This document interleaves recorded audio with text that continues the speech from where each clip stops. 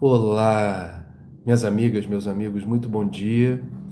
Tá começando ao vivo mais um Papo das Nove especial de domingo. É um domingo inserido no mês de setembro. Setembro Amarelo é a campanha que de uns anos para cá vem mobilizando diferentes setores da sociedade engajados e militantes em favor da vida. E eu tô nessa, eu tô dentro.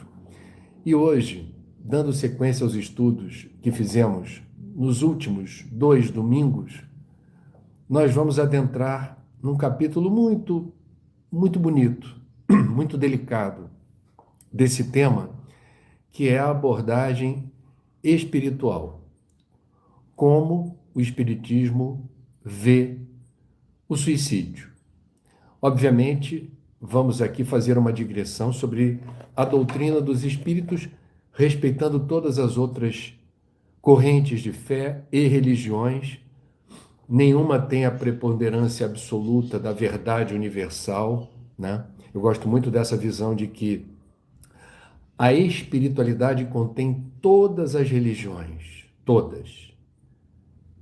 E nenhuma religião consegue contemplar sozinha toda a verdade universal. Então, a beleza do jardim de Deus está na diversidade das flores. Aqui a gente vai apreciar um lado do jardim, que é aquele que, por acaso, eu aprecio mais, mas cada um tem o direito, obviamente, de crer no que bem entender ou não crer em nada. Isso também é a beleza do Estado laico, que eu protejo com todas as minhas forças essa conquista civilizatória. A base da nossa conversa hoje, ou pelo menos um dos livros, será O Viver é a Melhor Opção, que nós lançamos com o propósito de reunir o saber da medicina da terra, psiquiatria, psicologia, suicidologia, relatórios da Organização Mundial da Saúde, da Organização Pan-Americana de Saúde, dos técnicos do Ministério da Saúde, que se debruçam sobre a epidemiologia suicida e como a gente deve compreender esse fenômeno. Esse livro está completando 7 anos. A gente lançou em Santa Maria, Rio Grande do Sul, na Feira do Livro, não esqueço. Foi muito emocionante, foi muito bonito. Lá se vão mais de 60 mil exemplares, 100% dos direitos autorais cedidos para o CVV. Eu abro o livro com o pensamento de um escritor e filósofo argelino que não tinha nenhuma vinculação com o espiritismo e nenhum compromisso com o cristianismo, até onde eu sei, que é o Albert Camus. Mas ele tem um pensamento que é muito vigoroso e emblemático para a gente compreender aonde a questão do suicídio se insere no pensamento humano, no exercício filosófico. E Camus diz: o suicídio é a grande questão filosófica do nosso tempo. Decidir se a vida merece ou não ser vivida é responder a uma pergunta fundamental da filosofia. Decidir se a vida merece ou não ser vivida é responder a uma pergunta fundamental da filosofia. Isso é muito interessante porque, de fato, o que ocorre após o colapso orgânico determinado por um ferimento letal, o ato suicida, é isso que Camus me parece quer dizer, é determinante da análise que a gente faça da questão do suicídio. Existe vida após a morte? E em existindo vida após a morte, e eu me mato, o que acontecerá comigo? É uma pergunta direta. E é uma questão muito elementar da filosofia. Ou seja, a maneira como eu vou analisar o suicídio, se vale ou não a pena promover essa violência enorme sobre a nossa resiliência física, decidir se a vida merece ou não ser vivida é responder a uma pergunta fundamental da filosofia. É curioso que algumas culturas ancestrais não problematizavam o suicídio. Era assunto de cada um. E no cristianismo primitivo, há registros de cristãos que se matavam sob o pretexto de apressar a ida ao plano espiritual e encontrar Jesus. Olha a loucura. Cristãos convictos que, sob o pretexto de avançar logo na senda espiritual e encontrar Jesus, achavam que o suicídio era uma boa ideia. Isso se tornou um tema muito polêmico e controverso dentro das hostes cristãs, a ponto de Santo Agostinho ter sido talvez o primeiro pensador cristão vinculado à igreja a questionar frontalmente e dizer: Jesus não veio ao mundo sugerir o suicídio como uma saída. É um equívoco um cristão convicto entender que o suicídio é o passaporte para você descortinar o céu dos justos que vão ter com Jesus. Isso não faz o menor sentido e Santo Agostinho denunciou isso com todas as letras. Bom, então de lá para cá a gente foi percebendo, eu já comentei isso das vezes passadas que a gente falou sobre esse assunto, toda uma evolução na área do conhecimento sobre o que leva uma pessoa a ter a ideação suicida e a projetar, flertar com a ideia do autoextermínio. A medicina da Terra já foi assuntada nos encontros passados que tivemos. Hoje eu vou falar da realidade espiritual do suicida. Primeiro, eu preciso dizer o seguinte: todas as grandes tradições religiosas, todas as grandes correntes espiritualistas do mundo, do Oriente ou do Ocidente, que divergem em vários aspectos sobre Deus, sobre vida, sobre morte, se tem ou não reencarnação, se existe céu e inferno, cada um explica cada coisa dessas de um jeito. Agora, todas essas grandes religiões são convergentes ao afirmar que o suicídio é um equívoco, que o suicídio, em nenhuma hipótese, significa alívio ou solução para os problemas. Eu, se fosse ateu, agnóstico ou materialista, e estivesse assim vivendo um conflito em relação à ideação suicida, e me deparasse com essa informação, mesmo não tendo nenhuma crença, eu ficaria preocupado, porque é interessante que a gente veja essa convergência das grandes tradições espirituais, as grandes religiões,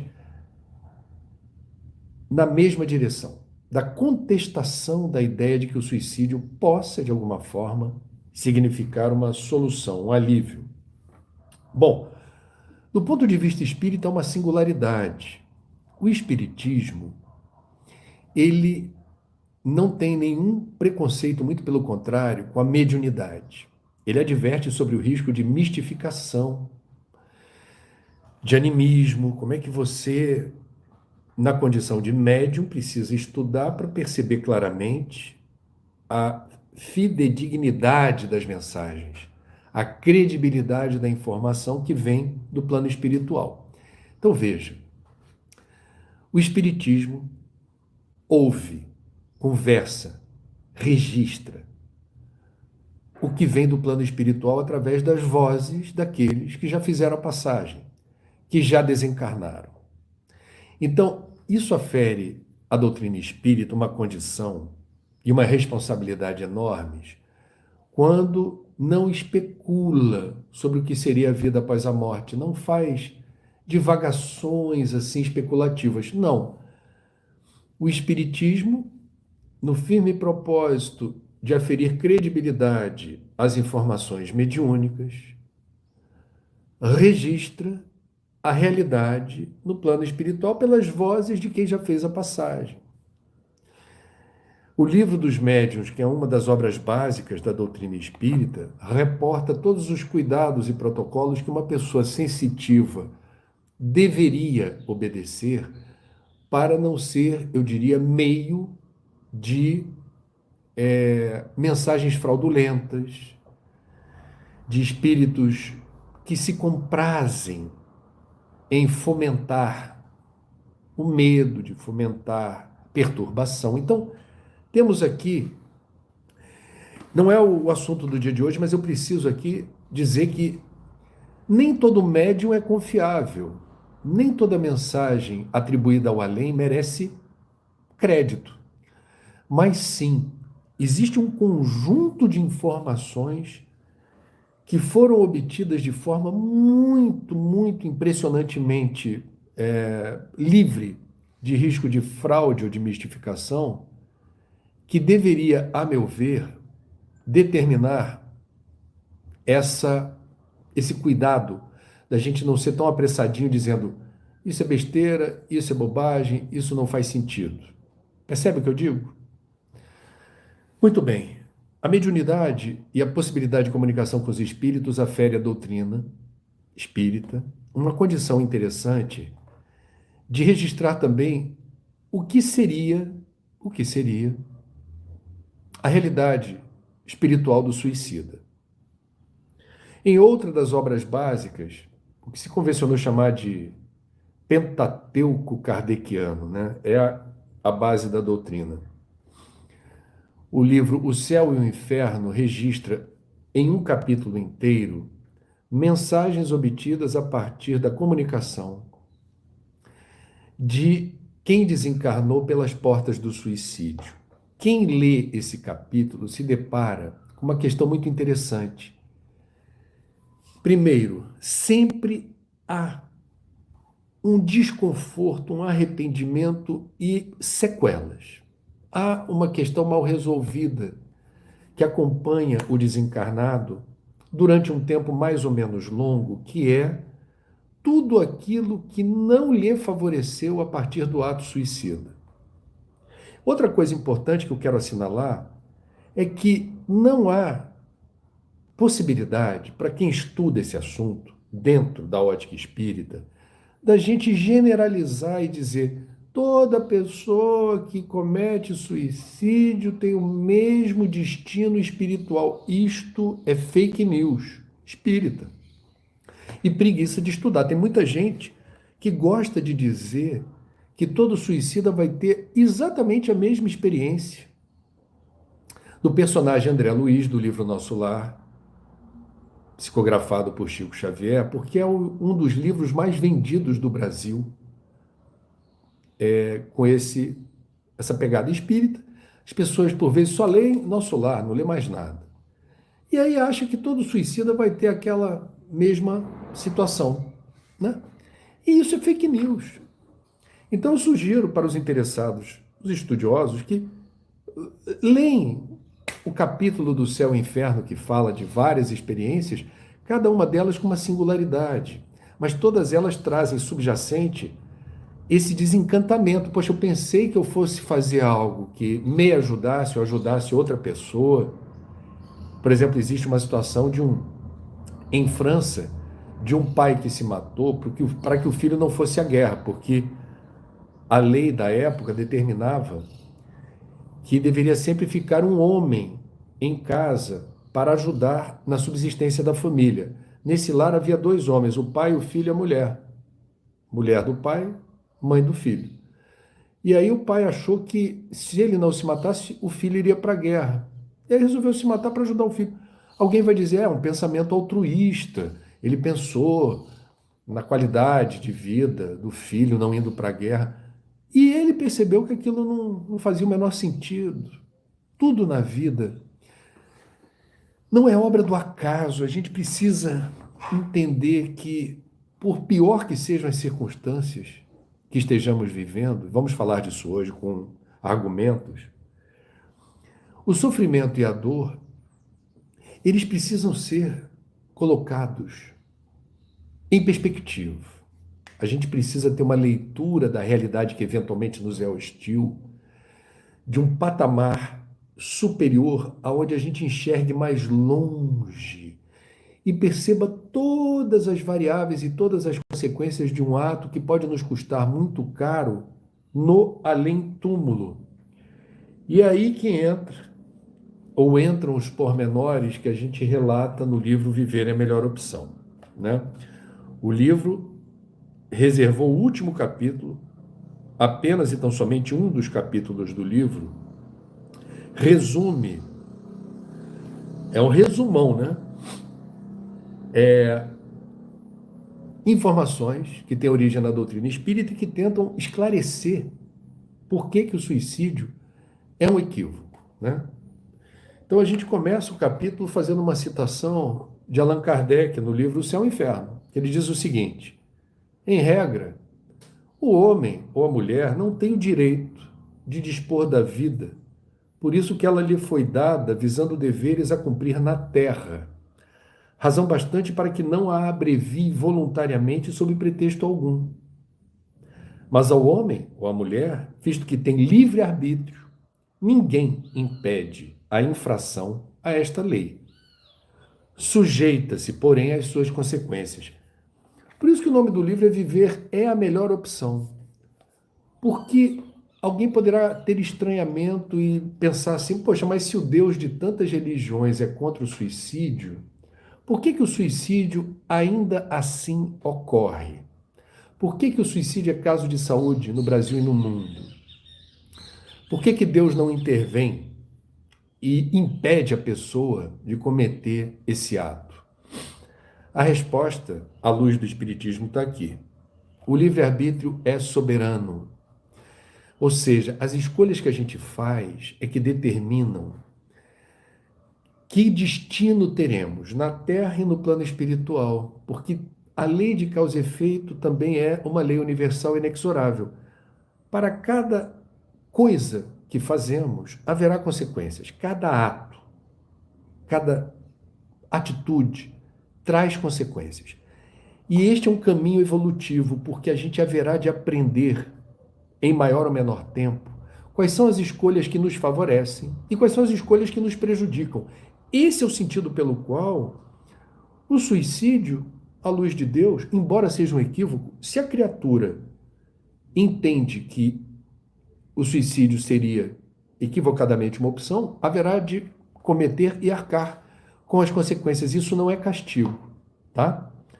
O Espiritismo tem uma visão, me parece, melhor ajustada no sentido de dizer, são consequências.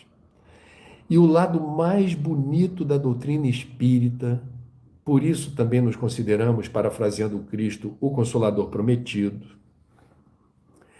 é que, mesmo no caso do suicídio, não há penas eternas. Eu vou falar sobre isso ainda hoje, é lindo isso. Então vamos lá, do outro lado da vida, o que acontece com o suicida? Resumidamente, em primeiro lugar, ele não tem o alívio desejado. É uma frustração. Porque o suicida ele não quer se matar, ele quer calar uma dor, ele quer resolver um problema. A questão é que ele não vai calar a dor nem resolver o problema pelo suicídio. Esse é um ponto fundamental.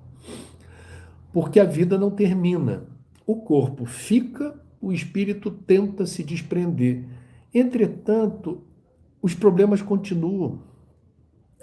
E temos uma questão grave, ou várias questões associadas ao ato suicida. A primeira delas é que toda a dor e desconforto causados a terceiros, familiares, amigos, colegas de trabalho e vizinhos, a dor causada pela notícia do suicídio de um ente querido,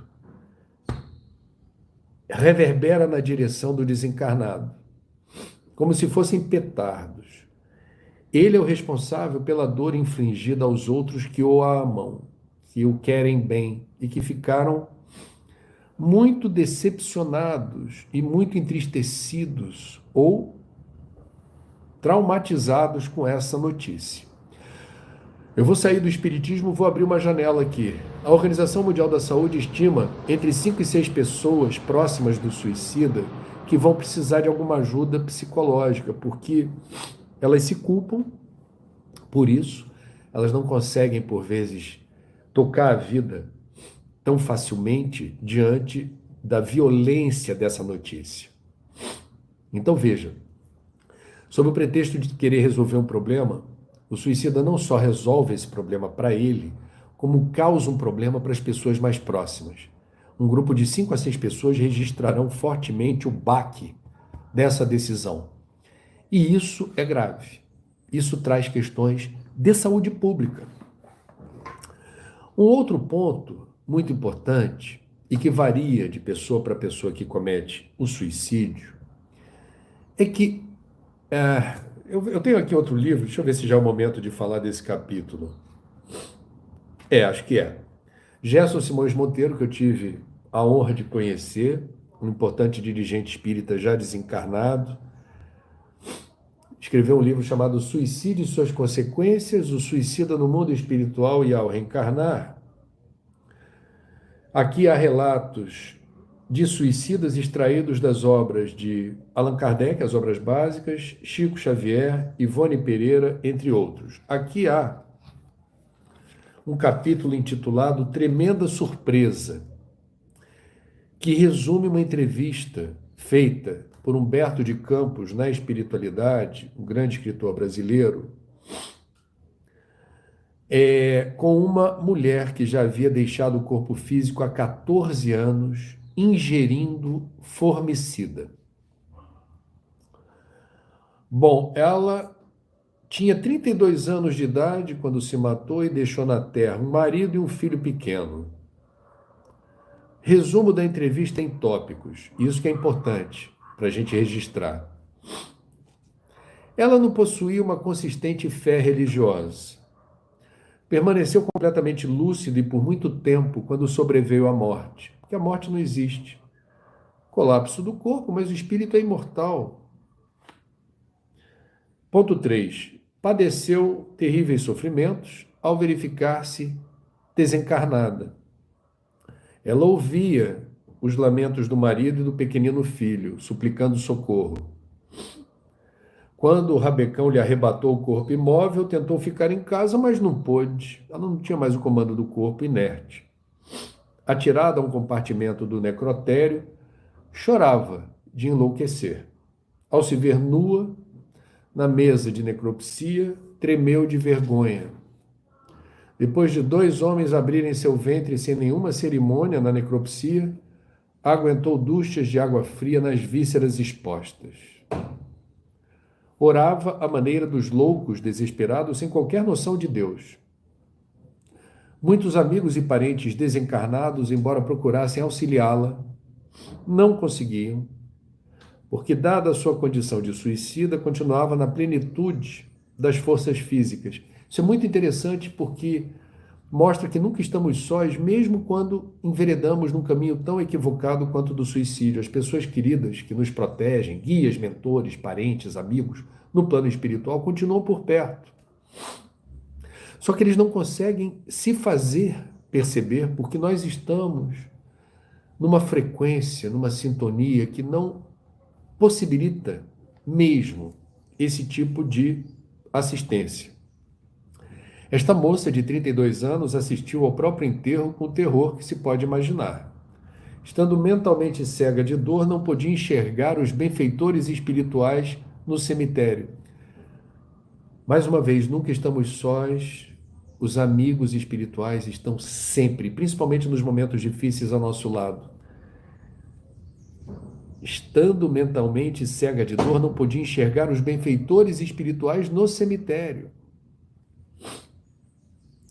Não sabe quanto tempo esteve na cela do sepulcro, quando a corda magnética cedeu, que é o laço perispiritual que prende o espírito ao corpo físico. Várias tradições reportam que em desdobramento nosso corpo físico encontra ligado ao corpo espiritual por um laço magnético, um fio de prata. Então, quando essa corda finalmente cedeu, que liga o espírito ao corpo físico, ela se pôs de pé na cova. Após muito tempo de remorso e oração, obteve socorro de espíritos missionários, a fim de interná-la num campo de tratamento. Aí Humberto de Campos repara, na entrevista, que ela decidiu se matar por ciúmes do marido, que passava a simpatizar com outra mulher. E encerra o registro jornalístico. Humberto de Campos pergunta se ela julgava que a atitude suicida havia trazido algum benefício para ela. E ela respondeu assim, aspas, apenas complicações. Após 6 anos de ausência, ferida por terríveis saudades, obtive permissão para visitar a residência que eu julgava como sendo minha casa no Rio de Janeiro. Tremenda surpresa, que é o título do capítulo. Em nada adiantar o meu suplício. Meu esposo, moço ainda, necessitava de companhia e escolhera para a segunda esposa aquela rival que eu tinha ciúme e abominava. Ele e meu filho agora estavam sob os cuidados da mulher que me suscitava ódio e revolta. Então, meus amigos, o que a gente viu aqui foi o registro, portanto, uma história, das muitas histórias, de quem se descobre vítima da precipitação, vítima da impulsividade. Porque o suicídio é um ato que você pode levar 1 segundo para consumar, e isso, em alguns livros espíritas, pode levar muito tempo, dependendo das circunstâncias, cada caso é um caso, para você se recuperar plenamente de todas as sequelas físicas, mentais e espirituais desse ato. Pode se levar até 2 séculos, em casos mais complexos. 2 séculos. Então, veja, não faz sentido. É por isso que eu estou aqui no meu domingo de folga, curtindo muito o Setembro Amarelo e está procurando compartilhar experiências que possam fazer sentido para vocês. Tem uma outra questão que a gente vai ver na literatura espírita, a pessoa fica agoniada, pela razão que for. Vamos pegar um exemplo que acomete várias famílias de brasileiros hoje, a maioria absoluta das famílias, que é o endividamento, né? O endividamento traz uma agonia compreensível, mas jamais deveria justificar qualquer coisa na direção do autoextermínio. Então, não são poucos os casos de pessoas, por exemplo, que endividadas e atormentadas por outras questões, ninguém se mata por endividamento. Eu já falei aqui domingo passado que na área da suicidologia não existe uma só causa determinante do suicídio, mas um conjunto de fatores.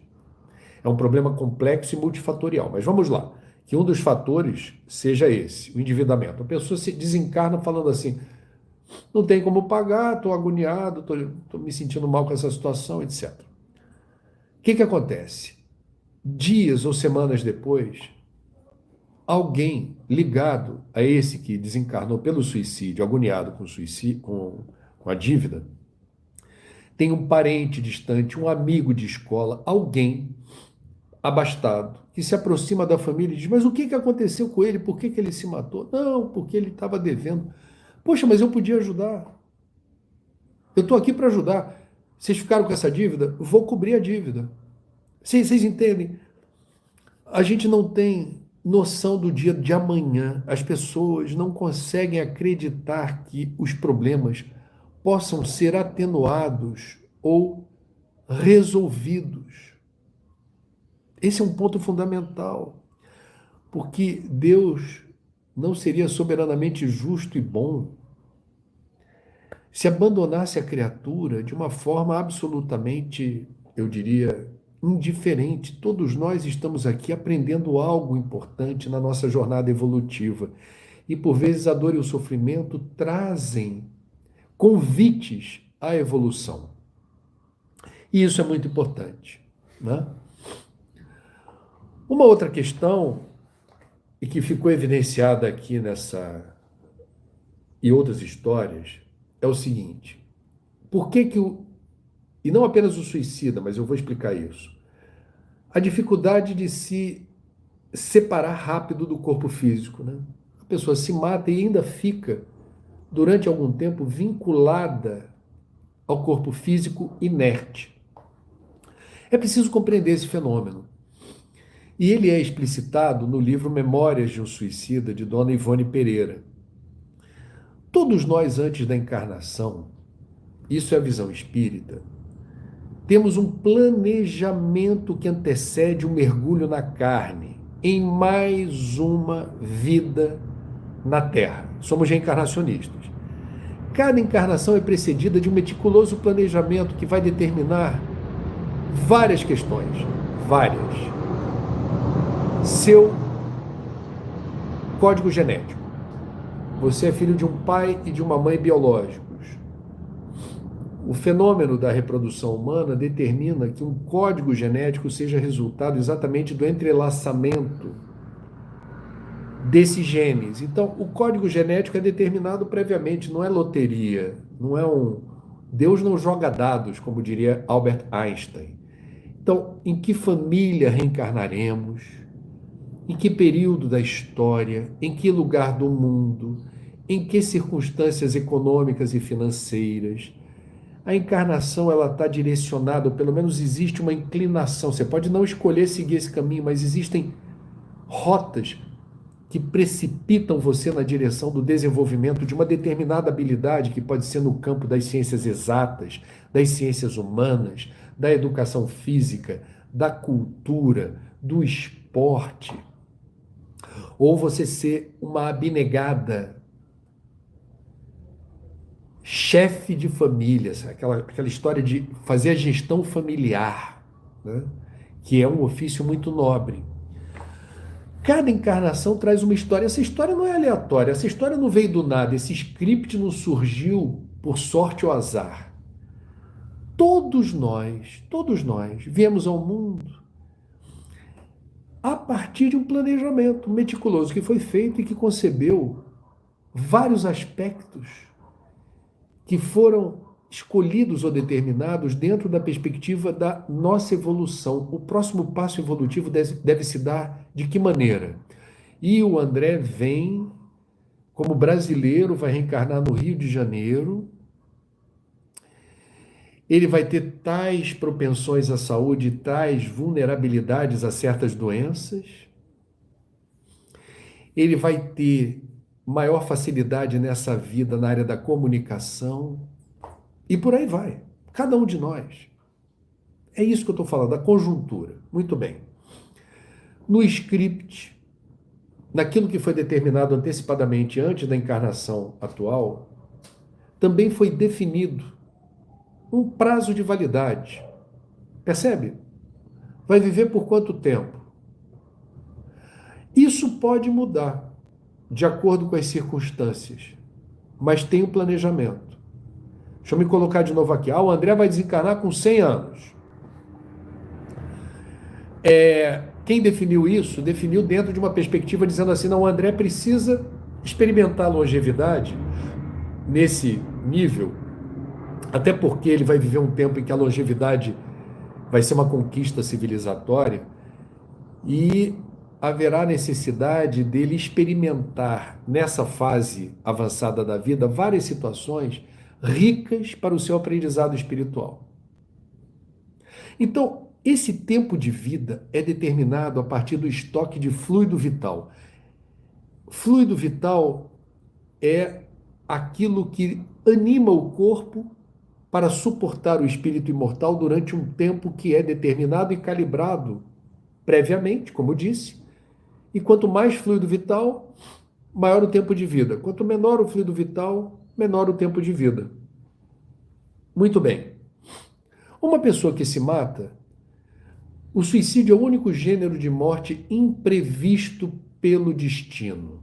Deus não planeja o suicídio de ninguém. Ele é um ato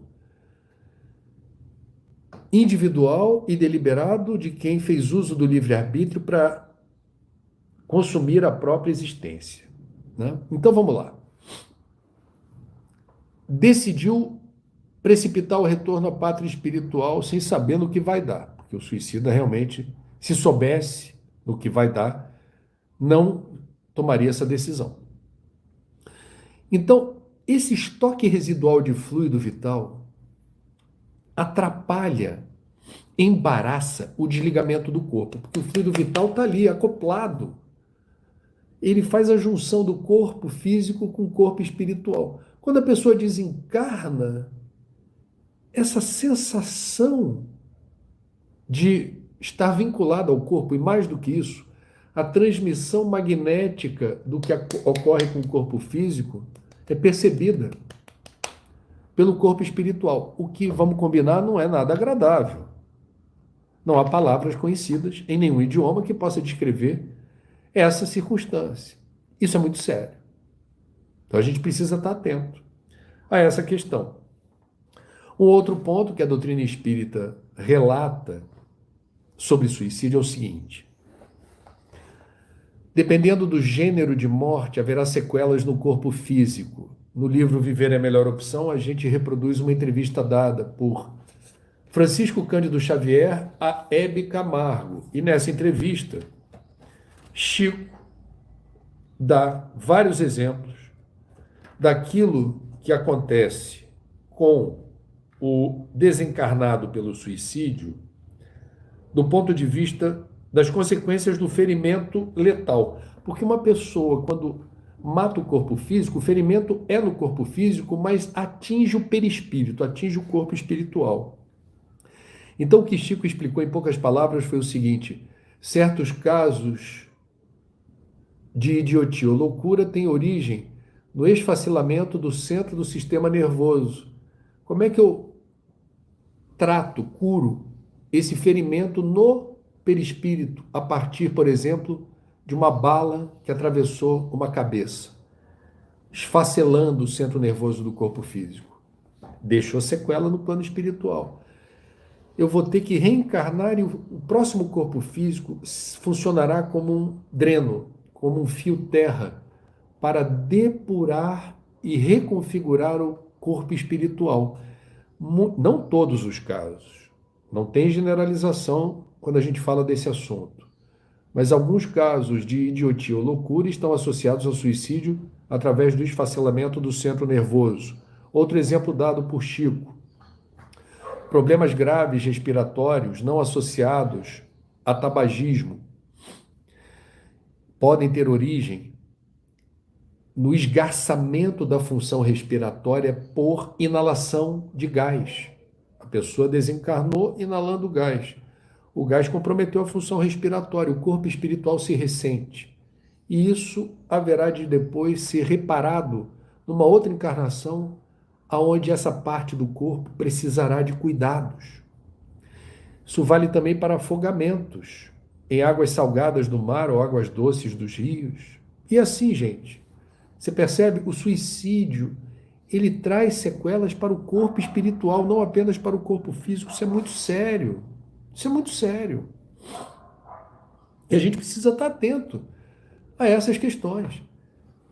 Há uma abordagem espírita interessante que Kardec chama de suicídio indireto. E isso passa despercebido por muitos de nós. Mas é a maneira como nós nos comportamos em vida, apressando equivocadamente a extinção do fluido vital, que eu falei há pouco. Esse fluido vital, ele pode ser deliberadamente desperdiçado quando a gente, de forma invigilante, acelera processos que resultam na morte física. Está aqui, ó, suicídio indireto. Então, no livro O Céu e o Inferno, Kardec anota que o suicídio não consiste somente no ato voluntário que produz a morte instantânea, mas em tudo quanto se faça conscientemente para apressar a extinção das forças físicas, das forças vitais, ele diz. Então, os vícios, de uma forma geral, quando a gente não se opõe ao uso desbragado de cigarro, a bebida, drogas lícitas ou ilícitas, excessos de alimentação, que são comprovadamente nefastos ao nosso metabolismo. Uma pessoa que já está com a taxa de diabetes assim lá em cima e descuida da alimentação. Uma pessoa que está sendo advertida sobre obesidade. Eu estou precisando, eu vou falar de mim aqui, eu estou precisando perder uns quilos, tá? Eu já fui chamado a atenção para isso. Não é nada grave, mas é algo que já vou falar. André, você está com 56 anos, você está com 8 a 10 quilos acima do que a gente considera o ideal. Então, exercício e fecha a boca. Eu recebi uma advertência dos meus médicos, falando assim: se liga na missão. É melhor. Traz muitas vantagens para você. Se eu descuidar e engordar mais 10, o que significa isso para mim? Eu estou falando de mim. Do ponto de vista do que eu entendi da doutrina, eu estou sendo relapso, invigilante, irresponsável na gestão do equipamento físico. O equipamento físico se ressente de exercício e de alimentação adequada. Se eu desprezo uma advertência que eu tive o privilégio de ter, num país onde a maioria das pessoas não tem assistência médica decente, eu desperdiçar isso não vai dar certo. Eu preciso prestar atenção. Foi isso que aconteceu com o André Luiz. Agora sim, vamos voltar para o livro pop do movimento espírita. Nosso Lar, que virou um filme blockbuster, né? Bombou. Nosso Lar, um filmaço. Né? Então vamos lá. Quando a gente fala de André Luiz, que é o pseudônimo do médico que viveu na primeira metade do século passado no Rio de Janeiro, e mesmo enquanto médico descuidou da saúde física, porque era boêmio, fumava, bebia, aventuras amorosas, contraiu sífilis, estava, sabe, todo errado. Ele mal baratou as forças físicas de forma irresponsável. Desencarnou antes da hora. Esse é o ponto. Tem um planejamento. É o que o próprio André Luiz chama de completista. Você está programado para viver X, só que retornou à pátria espiritual com Y. Por quê? No caso do André Luiz, isso bateu na consciência. Por isso que ele passou o equivalente a 8 anos da Terra em zonas umbralinas, porque ele não entendeu, ele demorou a entender a consciência pesada, mas ele não entendia por que no umbral chamavam ele de suicida. Do ponto de vista espírita, essa é a razão, né? Meus amigos, há um outro relato aqui, eu não posso perder de vista o tempo, que é como, por vezes, uma pessoa não se dá conta, mas o sofrimento atroz de que ela é portadora pode ter origem em vidas passadas. No caso da depressão, que ocorre no mundo em escala epidêmica, Joana, quando fala da depressão, diz o seguinte no livro Receitas de Paz, psicografado por Divaldo Pereira Franco, em 1994. Joana diz o seguinte: a depressão tem a sua gênese no espírito que reencarna com alta dose de culpa, quando renteando no processo da evolução sob fatores negativos que lhe assinalam a marcha, e de não se resolver por liberar-se em definitivo. Isso é muito importante para a gente ter uma noção de que nem sempre encontraremos na vida presente respostas para gêneros de sofrimento que são muito dolorosos. Então, Joana está dizendo aqui, o camarada, e todos nós erramos no passado, tá? Deixa eu fazer outro parêntese aqui. A gente está vendo uma campanha eleitoral muito moralista, com o pessoal em dedo em riste, falando tem que ser pessoa de bem, isso, aquilo. Todos nós, a ótica espírita, erramos, e erramos feio, em mais de uma encarnação passada. Por isso que o julgamento apressado do outro precisa ser relativizado, no sentido de que não teríamos, em boa parte, para não dizer a maioria absoluta dos casos, a condição moral para dizer que o outro está completamente errado e você está completamente certo. Todos somos espíritos devedores, do contrário, não estaríamos encarnados nesse planeta ainda de provas e expiações. Razão pela qual precisamos ter, eu diria, cuidado, prudência. Eu, por exemplo, que realizo esse trabalho nessa encarnação muito vinculado à prevenção do suicídio. Muito provavelmente, penso eu posso ter incorrido neste equívoco e nesse erro numa encarnação passada. Estou aqui num programa compensatório. É possível. É possível. Eu não desqualifico nenhuma hipótese. O fato é que nós precisamos entender que quando soa o alarme e você se descobre em sofrimento, é preciso procurar ajuda. Porque a gente não está aqui para carpir, ficar sofrendo, dizendo, deixa eu sofrer sozinho, que é isso que eu mereço. Não é isso, não. Precisamos procurar ajuda, e a ajuda existe. Ajuda médica, ajuda psicológica, ajuda espiritual. Quem não tem dinheiro ou plano de saúde, infelizmente, nesse país, precisa correr atrás do prejuízo pedindo para as faculdades de medicina, para as escolas de psicologia ou psicanálise, para as escolas de psiquiatria, oferecerem ajuda gratuita em cotas de horário de atendimento que não são cobrados. E isso faz toda a diferença.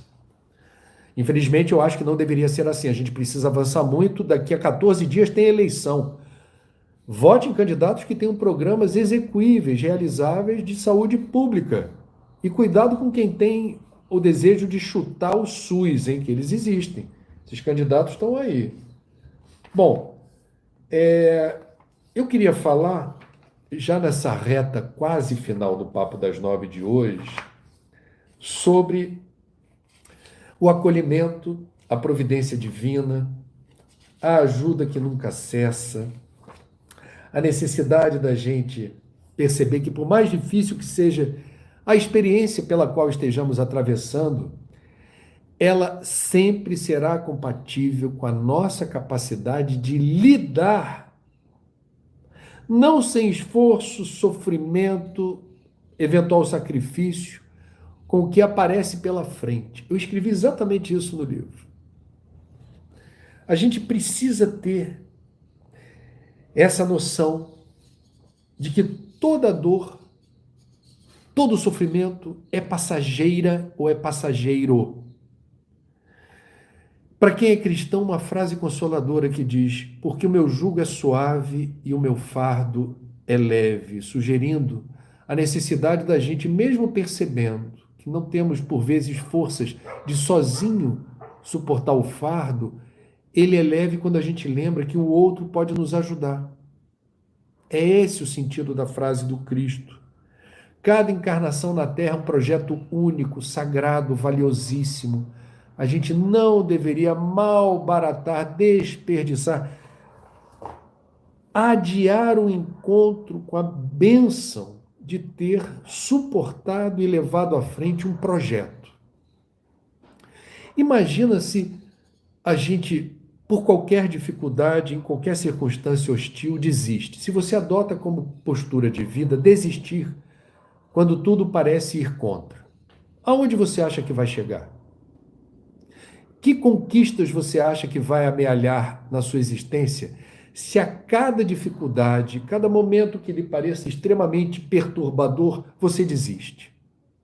Quando a gente compreende a necessidade de seguir por um caminho, é muito importante a gente se manter ali firme, forte, nessa direção.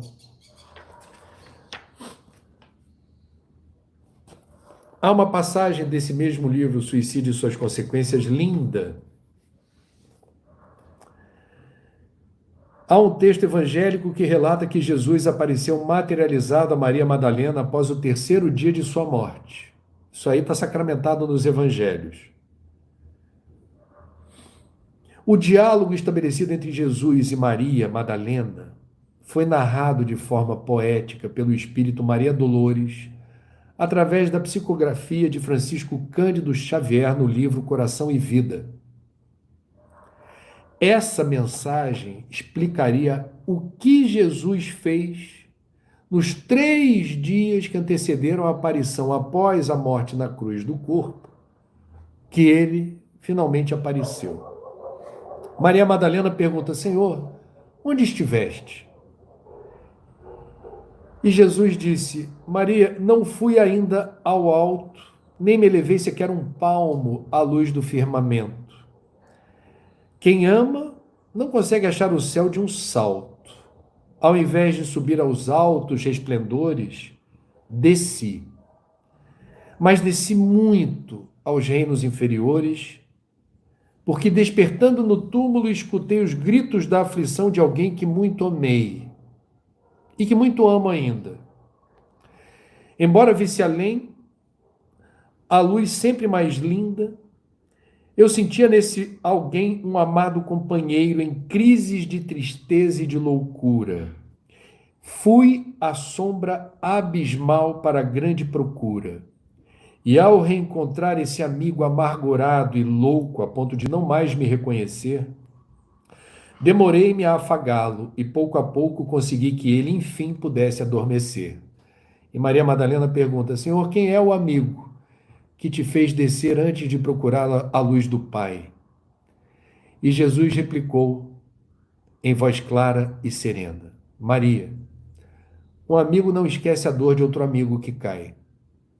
Antes de me altear a celeste alegria ao sol do mesmo amor a Deus em que te elevas, me vali, após a cruz, das grandes horas mudas e desci para as trevas, a fim de aliviar a imensa dor de Judas. Segundo essa psicografia de Chico Xavier, ditado pelo Espírito Maria Dolores, Jesus esteve com Judas antes de aparecer para Maria Madalena, sensibilizado pela dor do amigo que partiu do mundo pelo suicídio ao se enforcar, amargurado por constatar que Jesus havia sido crucificado por culpa da sua ambição política. Meus irmãos, viver é a melhor opção. Nenhum de nós está sozinho. A providência divina jamais nos abandona. Nós estamos aqui por resultado de um planejamento meticuloso, detalhado, que antecedeu a presente encarnação. Cabe-nos, nos momentos de aflição, de angústia, de desespero, cabe-nos nos momentos em que sentimos a perda das nossas forças mais importantes, estruturantes, protetoras, procurarmos ajuda e nos refugiarmos naquela centelha divina, naquela fagulha de fé, que por vezes é o que resta, mas basta que uma pequena fagulha diante da imensidão das trevas apareça para iluminar tudo o que vai à volta. Façamos a nossa parte, na certeza de que sim, viver sempre foi, é e sempre será a melhor opção. Um ótimo dia, um ótimo domingo, com força, coragem e fé. Isso também passa. Toda essa aflição e sofrimento. Fiquem com Deus. Até quarta-feira, 9 da manhã, no Papo das 9.